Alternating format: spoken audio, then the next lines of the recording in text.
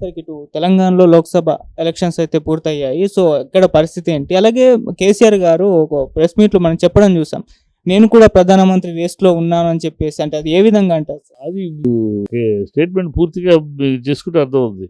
ఎందుకంటే రేపు రాబోయే ప్రభుత్వం ప్రాంతీయ పార్టీల సమ్మేళనం. ఈ కాంగ్రెస్ కాదు, బీజేపీ కాదు, ప్రాంతీయ పార్టీల సమ్మేళనం. అంటే ఒక డిఎంకే అవ్వచ్చు, ఒక మమతా బెనర్జీ టీఆర్ఎస్ అవ్వచ్చు, ఒక అఖిలేష్ యాదవ్ అవ్వచ్చు, ఒక కేసీఆర్ అవ్వచ్చు. ఇలా ఈ ప్రాంతీయ పార్టీల సమ్మేళనమే రేపు అధికారంలోకి వస్తుంది. ఎందుకంటే కాంగ్రెస్కి 50 సీట్లు మించి రావు. సో వీళ్ళందరూ కలిసి వచ్చినప్పుడు వెనకాల కాంగ్రెస్ గతంలో మొరార్జీ దేశాయిని ముఖ్యమంత్రి చేసినప్పుడు రాజీవ్ గాంధీ ఎలా వెనకాల ఉండి సపోర్ట్ ఇచ్చాడో అలా వీళ్ళు సపోర్ట్ ఇవ్వాల్సిందే, కాంగ్రెస్ సపోర్ట్ ఇవ్వాల్సిందే తప్పితే కాంగ్రెస్ ఆధిపత్యంలోకి వచ్చే అవకాశం లేదు. బీజేపీ రాదు, బీజేపీ తేడా వస్తుంది. సో ప్రతిపక్షాలు అంటే అపోజిషన్ రీజనల్ పార్టీలు, ప్రాంతీయ పార్టీల సమ్మేళనమే అధికారంలోకి వస్తుంది. ప్రాంతీయ పార్టీల సమ్మేళనం వచ్చినప్పుడు, అధికారం వచ్చినప్పుడు డెఫినెట్గా కేసీఆర్ గారే అడ్వాంటేజ్లో ఉంటారు. కేసీఆర్, మమతా బెనర్జీ పోటీలో ఉంటారు. అఖిలేష్ యాదవ్ కుర్రాడు, స్టాలిన్ కుర్రాడు, జమ్మూ కాశ్మీర్ ప్రధాని అయ్యి దీనికి ఉండదు. సో పోటీ డెఫినెట్గా ఈయన పోటీదారుడు. వచ్చినప్పుడు ప్రాంతీయ పార్టీల సమ్మేళనం ఒక సంఘటన ఏర్పడినప్పుడు దాంట్లో క్యాండిడేట్ ఎంపీకి ఎమ్మెల్యే అదే ఆవిడ ఆల్రెడీ చీఫ్ మినిస్టర్గా ఉంది కనుక అది త్యాగం చేసి ఆవిడ పిఎంకి వస్తుందా, లేకపోతే ఆవిడ ఆ పదవిలో ఉంది ఇక్కడ పిఎంగా ఈయనకి అవకాశం ఇస్తారు. అనుభవం ఉన్నవాడు, 10 ఏళ్ళు సీఎంగా చేసినవాడు, ప్లస్ విషయ పరిజ్ఞానం ఉన్నవాడు. రేపు అవసరం కూడా ఈ ప్రాంతీయ పార్టీల ఆయన అంటమే కాదు, ప్రాంతీయ పార్టీల అవసరము ఈ దేశంలో ఉంది. ఎందుకంటే ప్రాంతీయ పార్టీలను తొక్కేయాలని, రీజనల్ పార్టీలు పెరగకూడదని ఆనాడు కాంగ్రెస్ చేసేది. ఆ దుష్ట ప్రయత్నం ఇవాళ బీజేపీ కూడా చేస్తాను. వీళ్ళిద్దరూ కలిసి ఓన్లీ సెంటర్లో మేమిద్దరే, నువ్వు నేను దొంగలు పంచుకున్నట్టు కాంగ్రెసా బీజేపీనా అలా వెళ్తున్నంత కాలం మనకు అడ్వాంటేజ్ అని బీజేపీ కోరిక. వీళ్ళని తొక్కేస్తారు. అందుకనే ప్రతి స్టేట్లో రీజనల్ పార్టీని తొక్కేయటమే బీజేపీ చేస్తున్న పని. సో వీళ్ళందరూ ఏకం కావాలి, ప్రాంతీయతత్వం బతకాలి, ప్లస్ సౌత్ ఇండియా ప్రైడు కాపాడబడాలి. సౌత్ ఇండియా అనేది సవతి తల్లి ప్రేమగా ఉంది కేంద్రం నుంచి అన్ని విషయాల్లో, ప్రతి విషయంలో కూడా. సో ఇది ఏనాడు అంబేద్కర్ గారు చెప్పారు. ఈ సౌత్ ఇండియాని నెగ్లెక్ట్ చేస్తే రేపు సౌత్ ఇండియా, నార్త్ ఇండియాని విడిపోయే ప్రమాదం ఉంది కనుక ఆ పరిస్థితి రాకుండా జాగ్రత్త పడాలని ఆనాడే అంబేద్కర్ గారు చెప్పారు. ఆ విషయం అన్నాదురై గారు, తమిళనాడు ముఖ్యమంత్రి స్వర్గీయ అన్నాదురై గారు పార్లమెంట్లో లేవనెత్తాడు. అవన్నీ మళ్ళీ వాళ్ళు మొదలెట్టాల్సేది పార్లమెంటు ఒకటి ఇక్కడ ఉండాలి. ఒక సెషన్ అక్కడైతే ఒక సెషన్ ఇక్కడ సౌత్ ఇండియాలో ఉండాలి.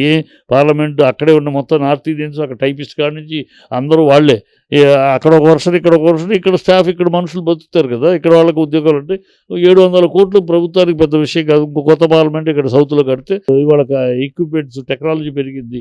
టెక్నాలజీ వల్ల ఫైల్ మోసుకు రావక్కర్లేదు. అంతా ఆన్లైన్ టప్ అని కంప్యూటర్ దీంట్లో చేసుకోవచ్చు. సో కావాలి సుప్రీంకోర్టు ఒక ఫుల్ బెంచ్ కావాలి. సుప్రీంకోర్టు బెంచ్ సౌత్ ఇండియాలో కావాలి. ఎందుకు నాకు ఇక్కడ శ్రీకాకుళంలో, ఆదిలాబాద్లో ఏదైతే నావాడు అక్కడ దగ్గర ఎందుకు పరిగెత్తుకెళ్ళాలి? సుప్రీంకోర్టు ఢిల్లీకి వెళ్ళి నా భాష కాదు, నా తిండి కాదు, నా ఇది కాదు, నా లాయర్లు కాదు, నేను ఎక్కడి నుంచి అక్కడికి వెళ్ళి అక్కడ ఒక లాయర్ని మాట్లాడుకుని వాళ్ళే చేయాలి. మళ్ళీ సుప్రీంకోర్టు అంటే అక్కడ లాయర్, ఇక్కడ వాడు కాదు, ఇక్కడ నుంచి వెళ్తే కుదరదు. సుప్రీంకోర్టు అక్కడ వాళ్ళే, నా భాష కాదు, నా మనిషి, నేను ఎందుకు అక్కడ పడాలి నావాడు? అదే ఇక్కడ నాకు సౌత్లో వద్దనుకో, నా తెలిసిన భాష, నా మనుషులు, నా లాయర్లు ఉంటారు కదా. సో ఒక సుప్రీంకోర్టు రావాలి. అలాగే ఒక ఎలక్షన్ కమిషన్ అక్కడ ఉంటే సౌత్లో ఒకటి కావాలి. అక్కడెక్కడో కూర్చుని నాకు ఇక్కడ గ్రౌండ్ రియాలిటీ తెలియకుండా ఏదో ఆర్డర్లు పాస్ చేస్తూ ఉంటాం కాదు. అలాగే వాటర్ అథారిటీ నువ్వు ఢిల్లీలో కూర్చొని ఇక్కడ నా గోదావరి కృష్ణ గురించి మాట్లాడితే నీకు గ్రౌండ్ రియాలిటీ తెలీదు. ఇక్కడ సౌత్లో ఒక రివర్, ఇక్కడ వాటర్ అథారిటీ, నదుల సాధన అథారిటీ ఇక్కడ ఉండాలి. సో ఇట్లాగ సౌత్లో ఉండాలి. వాటికి పోరాడాలంటే రీజనల్ పార్టీలే పోరాడగలవు. ఈ రెండు ఉభయ జాతీయ పార్టీలు వాళ్ళు మేము ఢిల్లీలో ఉంటాం, మీరు మా కాలు మొక్కండి, మా కాళ్ళు పిసకండి అన్నట్టు ఉంటారు. అహంభావం. వాళ్ళు ఏదో పెద్దగాను, మనం అందరం వాళ్ళకి బాధ్యత కాలు మొక్కుతా సామంతుల్లాగాను ఇది మారాలి, దీనికి పోరాటం చేయాలి. ఈ పోరాటం చేయాలంటే ఈ యూనిటీ ఆఫ్ రీజనల్ పార్టీలు కావాలి. ఈ అయినాక పోరాటం చేయాలంటే నాయకుడు కావాలి. ఆ నాయకుడు ఈ రీజనల్ పార్టీలో ఉన్న వాళ్ళందరిలోకి కేసీఆర్కి ఒకరే అర్హులు. అది నడపాలంటే ఆయన ఒక్కడే అర్హులు. ఆయన మించిన అర్హులు ఉన్నవాళ్ళు లేరు. ఆ నాలెడ్జ్ కానీ, ఆ విషయ పరిజ్ఞానం కానీ, పోరాట పట్టింపు కానీ, ఉద్యమంతో తెలంగాణ తెచ్చినవాడు. సో ఆ ఉద్యమ పోరాటం, ఉద్యమ స్ఫూర్తి ఉన్నవాడు కనుక ఖచ్చితంగా ఆయన అన్న మాటలో చాలా ఇంత సుదీర్ఘమైన అర్థం ఉంది. ఇక్కడ బీఆర్ఎస్ ఎన్ని సీట్లు లోక్సభ స్థానాలు? 5 నుంచి 6 డెఫినెట్గా. ఒకటి ఎంఐఎం, బీజేపీ వీళ్ళు ఒక 4, 5. మేము 5 వాళ్ళు 5 దాన్ని బట్టి. Thank you so much sir. Sir BRS ఒక 5-6 నుంచి గెలుస్తారంటున్నారు, కాంగ్రెస్ కూడా సేమ్ అదే పద్ధతిలో చెప్పారు మీరు.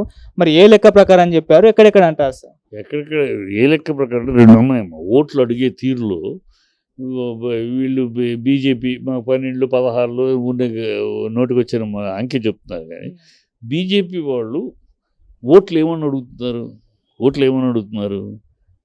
మోడీని చూసి ఓటేయండి అన్నాను. మాకు ఓటేస్తే గతంలో 4 గెలిపించారు, మేము 4 తెలంగాణకి ఈ పని చేసాం, తెలంగాణకి ఈ ప్రాజెక్ట్ తీసుకొచ్చాం, ఈ విషయాలన్నీ ఈ ఫండ్స్ తెప్పించగలిగాం, ఇది చేసామని చెప్పానంటే అవి చెప్పలేరు.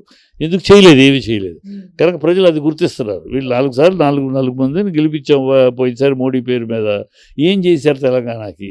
అక్కడికి వెళ్ళి కాళ్ళు పీసుకోవటం, వాళ్ళ కాళ్ళ దగ్గర నోరెత్తడానికి కూడా ధైర్యం లేని బాపతులుగా తప్పితే, వాళ్ళు వస్తే వాళ్ళ కాళ్ళు చెప్పులు పోయటం తప్పితే వీళ్ళు రాష్ట్రానికి ఏమీ చేయలేదు. ఇప్పుడు కూడా ఇది చేస్తామని చెప్పలేకపోతున్నారు. మా ఎంపీగా గెలిపిస్తే ఇదిగో మేము తెలంగాణకి తీసుకొస్తాం, ఇదిగో మేము మా ఎంపీ ల్యాడ్స్ తోటి మేము ఇచ్చేస్తాం అని చెప్పలేకపోతున్నారు. మోడీని చూడండి, మోడీని చూసి ఓటేయండి అంటున్నారు.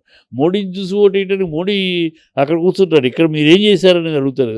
సో అక్కడ ప్రజల్లో వీళ్ళ మీద ఒక పసుపొడి తెచ్చాడని అరవింద్ మీద పోరాటం ఉన్నవాడని ఈయన సంజయ్ ఇలా ఉన్నవాళ్ళు తప్పితే మిగతా వాళ్ళ మీద అసలు జనరల్గా మోడీని చూసి ఓటేయాలనే ఆలోచన రావట్లే. ఇక్కడ మిగతా దేశం అంతా ఆ మోడీ అనే ఉన్నా ఇక్కడ ఆ ఇంపాక్ట్ లేదు. ఎందుకంటే మోడీని చూసి మీరు ఏం చేశారు? పోయిసారు మోడీని చూసే గెలిపించే కదా ఏం పీకారు మీరు పదవుల్లో కూర్చున్నారంటే రాష్ట్రానికి ఏం చేశారు?